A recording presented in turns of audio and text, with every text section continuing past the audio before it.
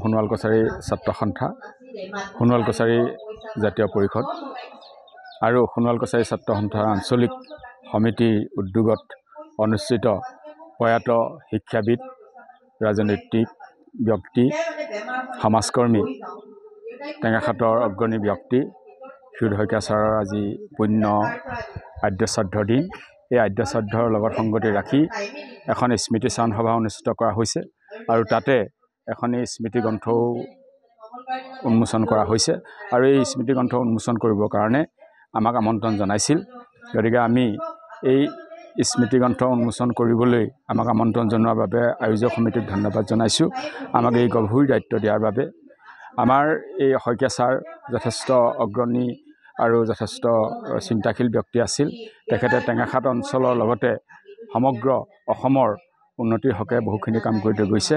তেখেতে নাহৰকটীয়া মহাবিদ্যালয়ৰ প্ৰাক্তন অধ্যাপক আছিল, জয়পুৰ বিধানসভা সমষ্টিৰ তেখেতে বিধায়ক আছিল আৰু তাতোকৈ তেখেতে টেঙাখাটৰ নিজা জন্মভূমিতে থাকি তেখেতে টেঙাখাটৰ সমগ্ৰ ৰাইজৰ উন্নতিৰ হকে কাম কৰি গৈছিল।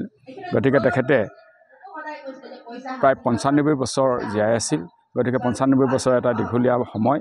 গতিকে এই দীঘলীয়া সময়খিনিতে তেখেতে কিন্তু যথেষ্ট তজবজীয়াভাৱেই জীৱনৰ কামখিনি কৰি গ'ল। গতিকে আমি তেখেতৰ আজি পুণ্য আদ্য শ্ৰাদ্ধৰ তিথিত তেখেতক আমি শ্ৰদ্ধাৰে সোঁৱৰণ কৰিছোঁ আৰু তেখেতৰ আত্মাৰ চিৰশান্তি কামনা কৰিছোঁ।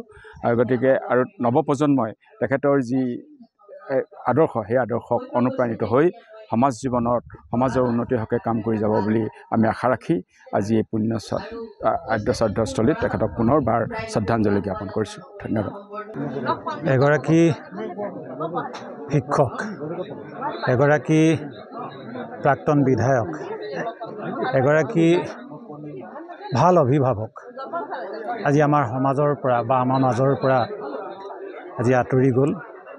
ক্ষীৰোদ শইকীয়া ছাৰ কেৱল টেঙাখাটৰে নহয়, আচলতে বৃহত্তৰ অসমখনৰ অসমীয়া সমাজক প্ৰতিনিধিত্ব কৰা এজন বিশিষ্ট ব্যক্তি।